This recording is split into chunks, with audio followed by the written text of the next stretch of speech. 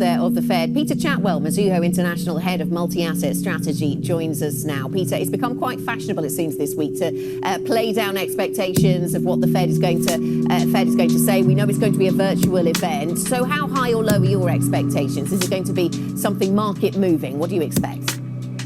Oh, for sure it's going to be market moving. This, probably for about the last 9 months, has been highlighted as the major event risk of the year. So it has to be market moving, simply because there will be a lot of money that's on the sidelines that's been pulled out of various asset classes in anticipation of this. So the key will be the tone ultimately of Chair Powell's conversation and speech that he gives us, and I think as soon as the markets draw a conclusion on that, then there's going to be activity. So I don't think it's going to be a null result. There's going to be activity after this, but I think most of it is going to take place next week. So not a null activity. Peter, you outlined two different scenarios, the dovish stance, potentially the hawkish stance as well. And interestingly and importantly, you outline the potential impacts on emerging markets should Jay Powell, as you outline it, as you suggest, get it wrong. Just flesh that out for us. Yeah, thank you. It's all about whether the Fed is really focusing just on the domestic agenda, the strength of the US economy, and not taking into account the importance of the dollar, the importance that a tighter monetary stance would have on the global economy. And there tends to be occasions where they have not fully taken into account the global agenda in the past. So this is what we think is typically happening when the more hawkish policymakers are talking. They're looking at their set of analytics, their set of models, and not really taking a global view. And they're thinking that they can reduce the balance or stop expanding the balance sheet and get rates up fairly quickly. And we think that they're plain wrong on being able to do that without causing a major global financial disturbance and dislocation, and that's where we think that a materially tighter policy stance would be a policy error. Hence our big difference in long-term yield projections in those two scenarios. And is that, Peter, because of the impact it would have on yields, because of the impact it would have on the dollar? Is that how this would become, as you describe it, a big issue for the globe and for the global growth story? I mean, the Fed has a US mandate, doesn't it? So I'm not sure. Can you describe it as a policy mistake if it's bad for the globe but works for the US, or are you suggesting that if it doesn't work for the rest of the world, that comes back to hurt the US? Yeah, it's the latter really.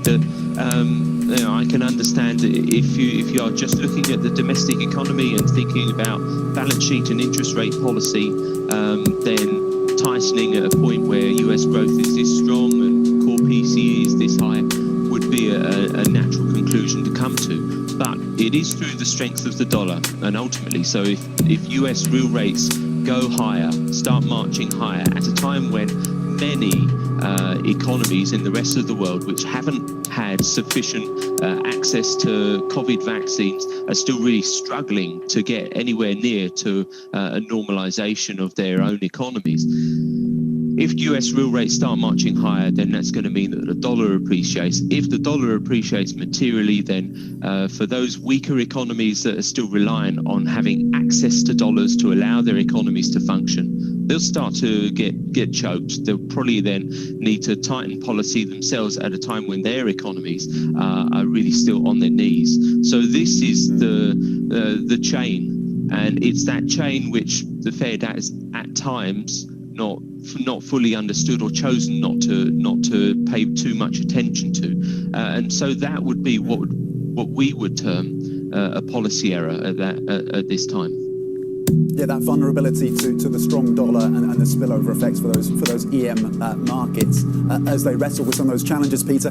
In terms of how you're positioning then, where are you looking? Where are the opportunities on the yield curve at this point? Well, so on the US yield curve, it's very simple that we think that there is a lot of asymmetry in the 5-year US interest rate, in that if it goes higher, then what you'll see is risk assets starting to collapse. We can see in emerging economies them being magnified, and then it will be capped. We saw this sort of price action in February of this year when we had such profound weakness in all of the Treasury curve that started then to move into expectations of a very fast path of interest rate hikes from the Fed, and it caused risk assets really to become unstuck at that point. So we would expect that reaction, basically what the market prices it in terms of risk premium of the Fed being able to put rates up quickly, is still excessive. So that's where we see best value on the curve, simply by capturing carry roll yield to maturity of approximately 80 basis points on the 5-year US Treasury, we think is attractive. And so if the Fed does manage to reinforce at Jackson Hole today that they're not on some sort of predetermined path to put rates up quickly once they have finished tapering, then that should allow the market fears of a premature tightening from the Fed to abate, and it should mean that the interest rates in the short end of the curve, say 2-year out to 5-year, will be capped, and that will mean that the curve will then be able to steepen. So really, what we're looking for is confirmation from the Fed that they're not going to tighten too quickly. And if that happens, then we think that there is more potential for the US curve to steepen 530s, but we want to see that confirmation first before looking at getting that trade on and recommended to clients. Okay, and you put that down to about a 60% chance of that more dovish communication. Peter Chatwell is going to stay with us, Mizuho International Head of Multi-Asset Strategy. Right, coming up.